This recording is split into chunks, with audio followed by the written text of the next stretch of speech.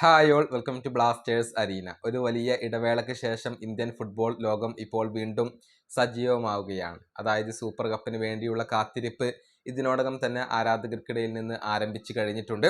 കേരള ബ്ലാസ്റ്റേഴ്സിന്റെ എതിരാളികൾ ആരൊക്കെയാണ് എന്നുള്ളത് നേരത്തെ വ്യക്തമായിരുന്നു. Rajasthan United FC, Hyderabad FC, അതുപോലെ തന്നെ മുംബൈ സിറ്റി എന്നിവരാണ് കേരള ബ്ലാസ്റ്റേഴ്സിന്റെ സൂപ്പർ കപ്പിലെ ഗ്രൂപ്പ് ഘട്ടത്തിലെ എതിരാളികളായിക്കൊണ്ട് വരുന്നത്. ഗോവയിലെ ബാംബോലിമിൽ വെച്ചുകൊണ്ട് ഒക്ടോബർ 30 കേരള ബ്ലാസ്റ്റേഴ്സ് ആദ്യ മത്സരം കളിക്കുക.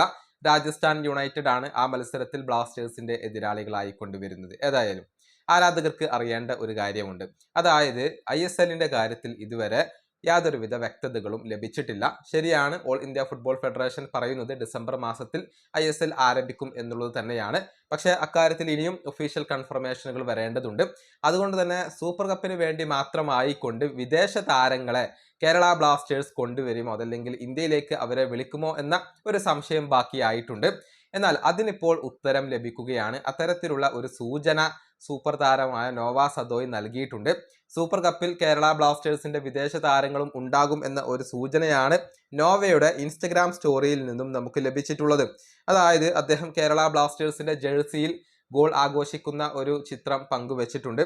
അതിന്റെ ക്യാപ്ഷൻ ആയിക്കൊണ്ട് ലോഡിങ് എന്നാണ് അദ്ദേഹം നൽകിയിട്ടുള്ളത്. കൂടാതെ മഞ്ഞ നിറത്തിലുള്ള 2 ലവ് ചിഹ്നങ്ങളും അദ്ദേഹം നൽകിയിട്ടുണ്ട് എന്നുള്ളതാണ്. ഏതായാലും ഇതിൽ നിന്നും വ്യക്തമാകുന്നത് കേരള ബ്ലാസ്റ്റേഴ്സിന്റെ മത്സരങ്ങൾ ആരംഭിക്കുന്നു, അതിനു വേണ്ടിയുള്ള തയ്യാറെടുപ്പുകൾ ആരംഭിക്കുന്നു എന്നുള്ളത് തന്നെയാണ്. നോവ സദോയ് ഉൾപ്പെടെയുള്ള വിദേശ താരങ്ങൾ കേരള ബ്ലാസ്റ്റേഴ്സിന് വേണ്ടി വരുന്ന സൂപ്പർ കപ്പിൽ ഉണ്ടാകും എന്നാണ് പ്രതീക്ഷിക്കപ്പെടുന്നത്. നിലവിൽ കേവലം 3 വിദേശ താരങ്ങൾ മാത്രമാണ് കേരള ബ്ലാസ്റ്റേഴ്സിനുള്ളത്. Noah Sadaoui, Adrian Luna, Dusan Lagator എന്നിവരാണ് ആ 3 വിദേശ താരങ്ങൾ. ഇനിയിപ്പോൾ സൂപ്പർ കപ്പിന് വേണ്ടി പുതിയ വിദേശ താരങ്ങളെ എത്തിക്കുമോ എന്നുള്ളത് വ്യക്തമല്ല. എന്നാൽ കേരള ബ്ലാസ്റ്റേഴ്സിനകത്ത് ട്രാൻസ്ഫർ നീക്കങ്ങൾ നടക്കുന്നുണ്ട് എന്ന കാര്യം മാർക്കസ് മർഗുലാവോ നേരത്തെ സ്ഥിരീകരിക്കുകയും ചെയ്തിരുന്നു. ഈ വീഡിയോയുടെ അവസാനിപ്പിക്കുന്നു. അടുത്തൊരു വീണ്ടും കാണാം.